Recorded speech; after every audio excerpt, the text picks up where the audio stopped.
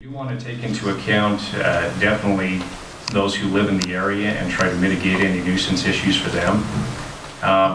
And by going through the Visual and Architectural Committee and later the Planning Commission and the City Council, we can take a close look at that landscaping.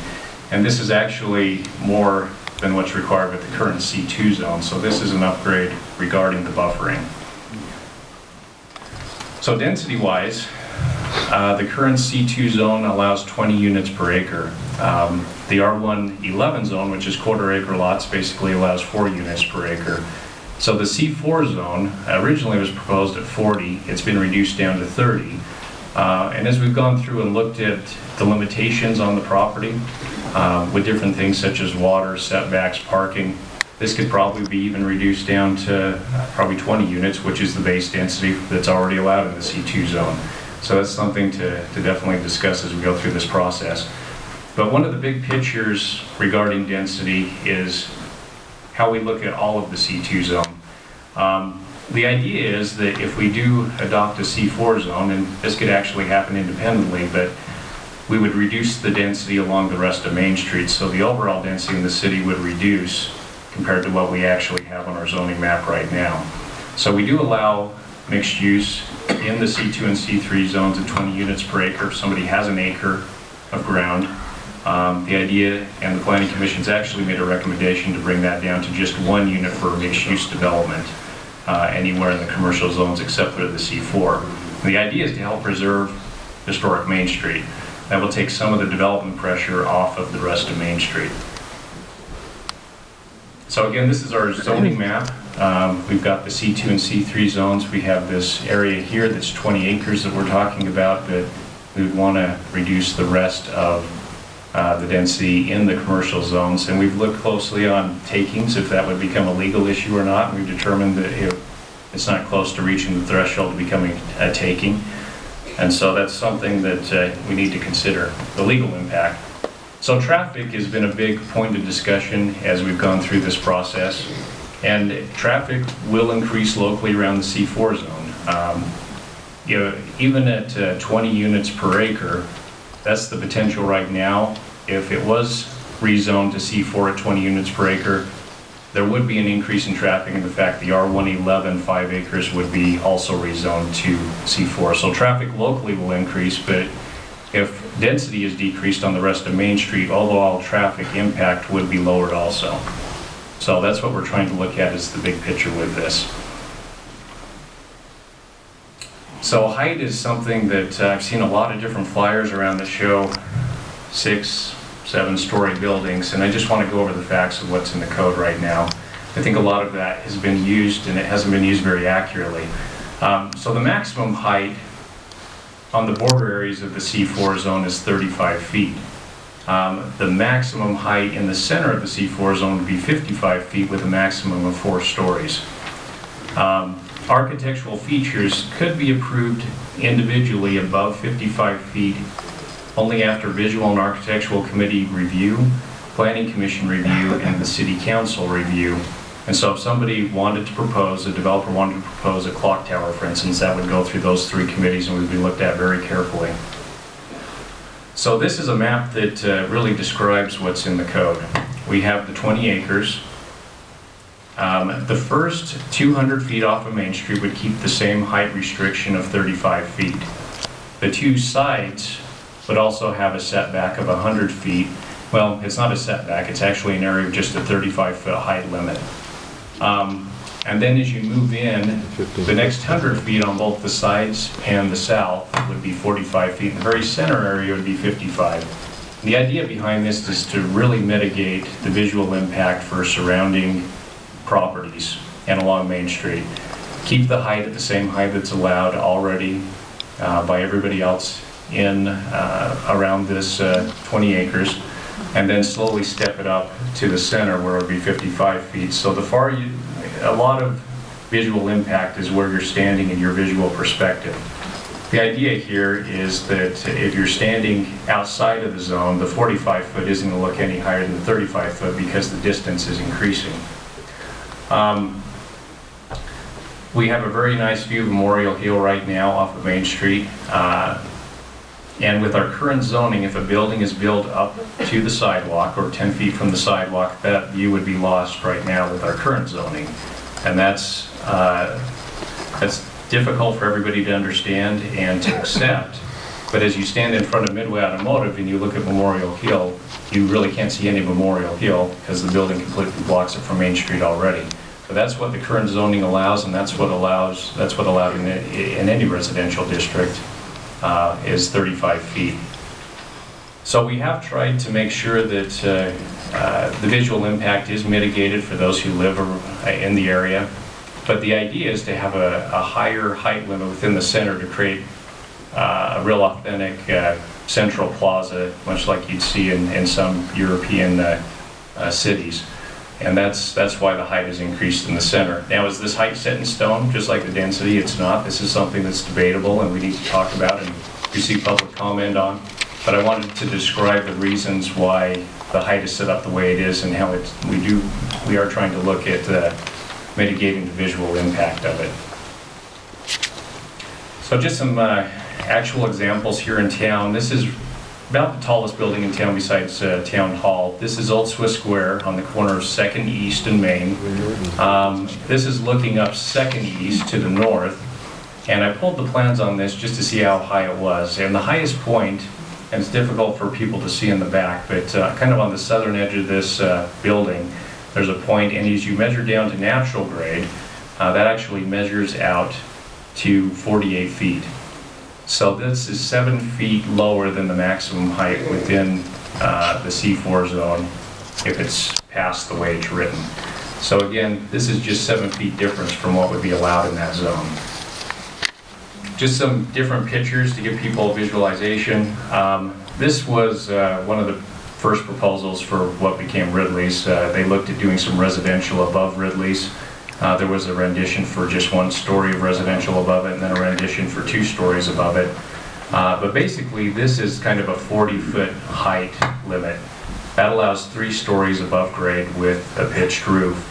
And this does show an architectural element that would go above that 45-foot line. But again, that's roughly the 45-foot. If you go up another story, that'd be roughly the height at the top of this tower.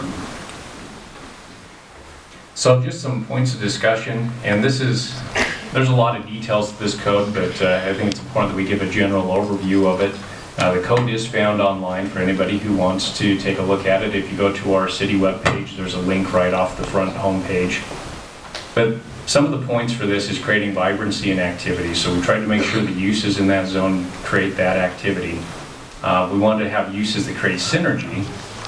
So you want to have some anchors to bring people in, and then you want to have activities on site, places to eat, some music on site to really draw them in, and so they'll take some time to look at the different boutiques that will be in the area. Creating a greater tax base is always important to us. The difference between the C2 and C3 zone isn't great regarding the amount of commercial that could be on site. There's really not a difference. But that would help create a sales tax base for us. It wouldn't be the silver bullet to fix all of our problems tax-wise, but it could be very beneficial to create some more activity in town. One of the things we're trying to promote here is the arts. That's a big part of our community. We have a lot of different arts groups. And so this gives the developer an option to donate some property if they want to go that route for an arts center. So create a community gathering area. We've talked a bit about density. The VAC, which is our Visual and Architectural Committee, does a very good job of reviewing all commercial projects, multifamily projects, and also any signage. They would review any proposals within this zone. Some of the details is phasing of the project. We'd want to make sure that if through the master plan process that a developer wouldn't come in and just build residential first and say they'd build the commercial later. We'd want to make sure the commercial and the residential happen in the proper percentages per phase. And so we'd make sure that that's written into the code, and that's an important element. We don't want to end up with just residential without the commercial. Parking requirements. This is something that's been debated quite a bit through the letters that we've received. Right now, our current code, and that was brought up by just at the very beginning of this meeting, is commercial require 1 stall for every 250 square feet accessible to the public. Residential is 1 stall per dwelling unit. And so that doesn't take into account the size of the dwelling unit and the mixed use, and that is something that should be looked at very closely with this. Noise is an issue. We've looked at buffering on the outside edges of the area. And lighting, we do have a dark sky compliant ordinance that would be enforced also with this, as it is in other areas of the city. So regarding public comment, we received a lot of public comment for this, and that was really great. And so we've read through pages and pages of public comment. And so we received 61 letters as of about 4:30 today. 61 letters and emails. So 38 were against or very concerned about the proposal. 9 were for the proposal, and then we had 14 that were just multiples of individuals. They'd written 3 or 4 letters. But that's the breakdown of the public comment we received so far, at least 3 emails and letters. And that's an important part of this type of process. It's a legislative process. City's definitely not required to make any changes to the code. And so public comment and concern is definitely a part of this process and should be considered greatly. So there are some possible findings that I've listed here. But that's really the end of this presentation. Unless you've got any questions for me, Mayor, or members of the City Council. Do you guys have comments? Do you want to hear from the public first? Okay.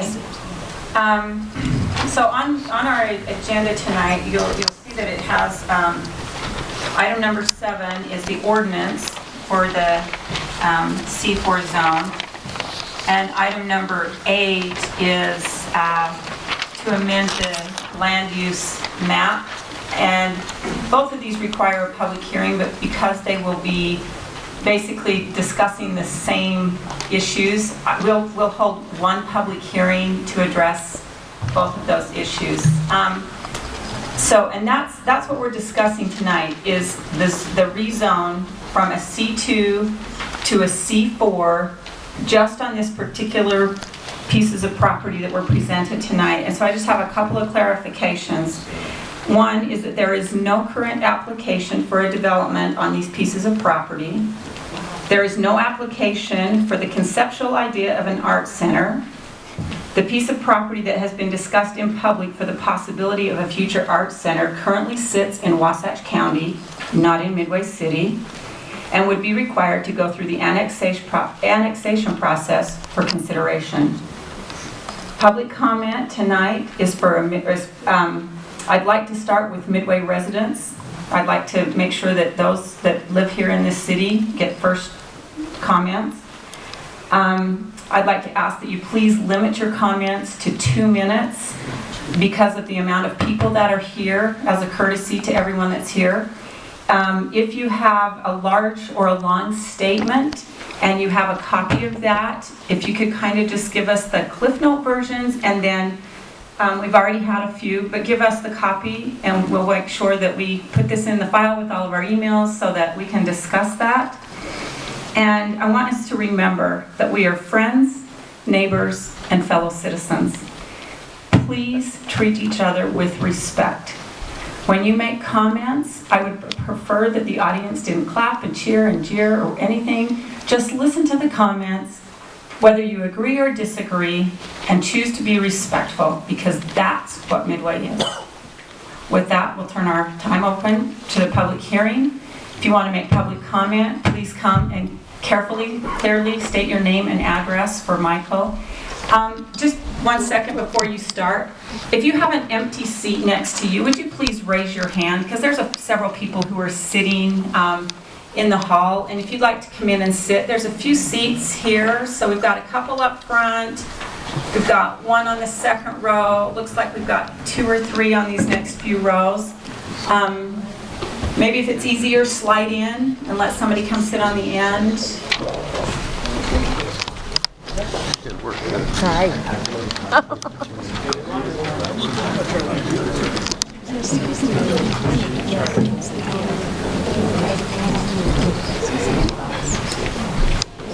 Okay, because of the size of our agenda as well tonight, public comment will be for 1 hour, so you got to talk fast and get it out there. Councilman Kohler is going to be running our timer. When he says your time is up, please, whether you're finished or not, be courteous and sit back down. And thank you again for all of you for being here tonight. I appreciate your time and effort to be here.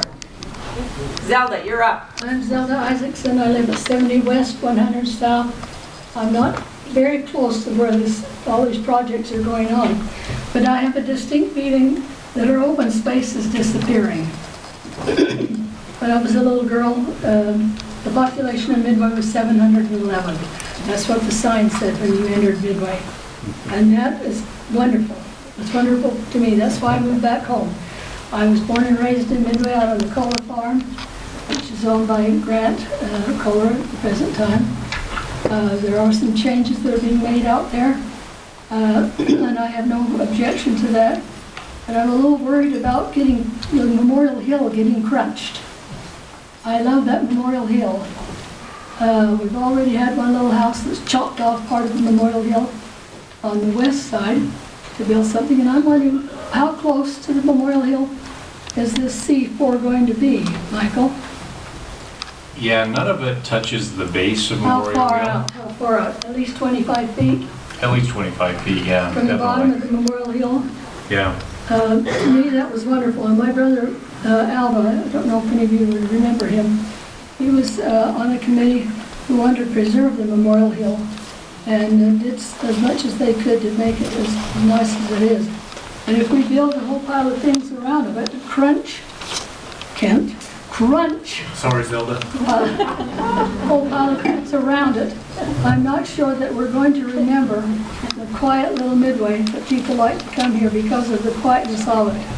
My grandparents moved here, came from Switzerland in 1884.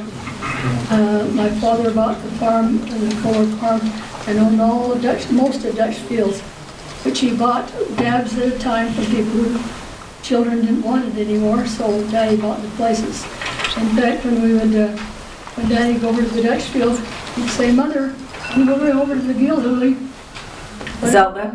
Sorry. Oh, your time's up, hon. Whatever place it was, but I'm just really anxious that we do not stuff Midway so full that it no longer. Thank you. Thank you. Blake Myers, Myers, Okay. West Bigler Lane. Okay, Blake, you got to pull that up. There you go. You got to talk into it. Is it on? There it is. All right. So it's Blake Myers, Myers, 840 West Bigler Lane, 2029. So I couldn't agree more. I just look at this and it's wow. And not only wow, but really wow. 20 acres, and we're going to cram all that in there. I was in the civil engineering business for 34 years. As a field engineer and surveyor, I've worked on hundreds of projects. And that's some density there. That's cramming stuff in. As far as losing this, your view of the hill, that's obvious. Some of us believe that is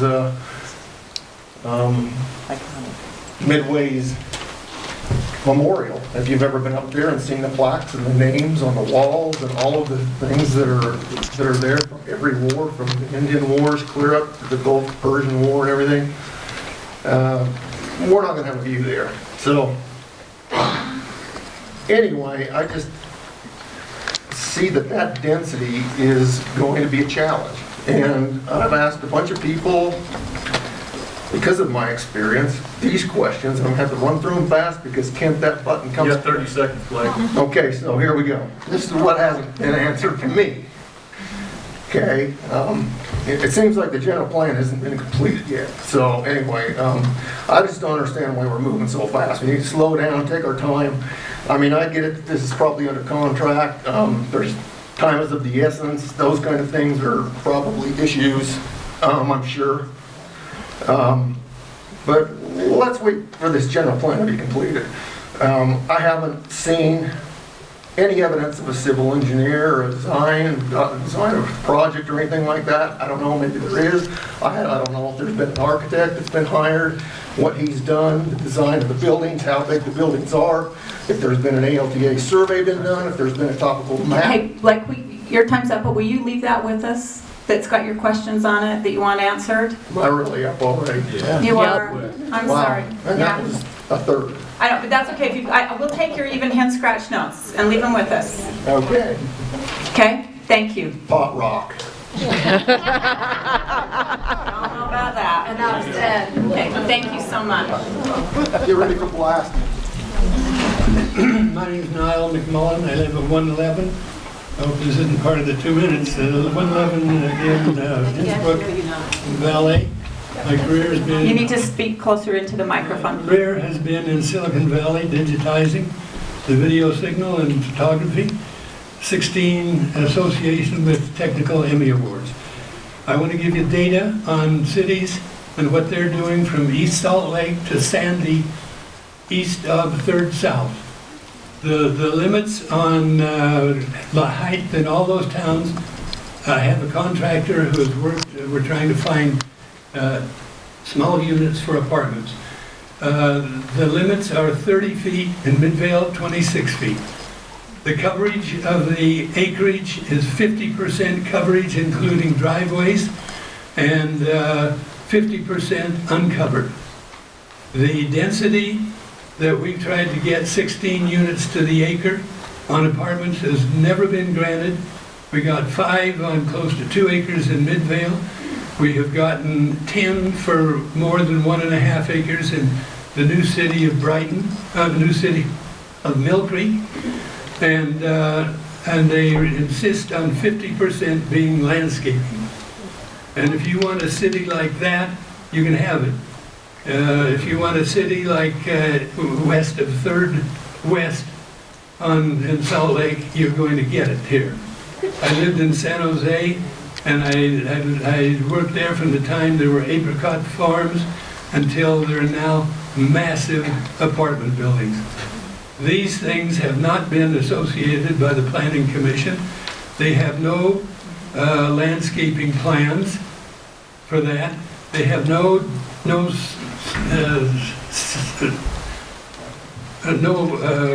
street that says this side can be high development, the other side is going to be 50% landscaping. Your time's up. If you want to leave the rest of your comments with us, that would be great. All right, my contractor has said he's willing to come and talk with the Planning Commission, and I don't think the Planning Commission has even addressed where this Thank city you. ought to be going. Thank you. Do you want to leave your comments with me? No, I'll write them out and give them to you. Okay, thank you. Hi, my name is Elisa Johnson, and I just live over in the Highlands. And I first off want to say there's not very many places you can go in Utah, or I don't know, the country, that you can ride your horse to the 7-Eleven, tie it outside, and have your goats follow behind and have no one look sideways at you. We live in a beautiful little place. We already live in an art center. Excuse me.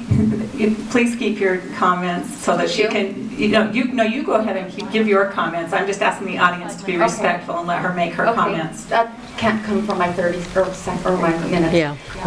Anyway, I also want to say that we already live in an art center. If you look around, this is the most pristine, beautiful, natural, gorgeous place season after season that there already is. Why did we all come here? We came here because of the way it is now. And I know that change is going to come. It has to be coming in a responsible manner and takes much more time than this. I feel like this has happened way too fast. Let's see. We already live in one of the, in Utah, we were considered the 11th, I guess, in one of the best small towns. We want to keep it a small town. We want to keep it so our kids can run around and play. We want to keep it so that we can have our natural beauty all around us. There's something to be said for natural beauty. You can find concrete beauty anywhere, but you can't find natural beauty like this anywhere else. This is a jewel, and we want it to stay that way. This is God-given. This is beautiful, and I would, we have a tendency to not not appreciate what we have until it's gone. And I just hope it doesn't end like that. It's just too pretty. Thank you. Hello, I'm Pat Sweeney. Excuse me, just let, that we're trying to get through here really quickly, so keep your clapping to it down. Don't, I would prefer you didn't do it because it takes the time from the people that are speaking. Thank you. Thank you, Paul. I'm Pat Sweeney, S-W-E-E-N-E-Y. I live at 45 Burgundy Lane in Midway. And I'm also the president of the Wasatch County Arts Council.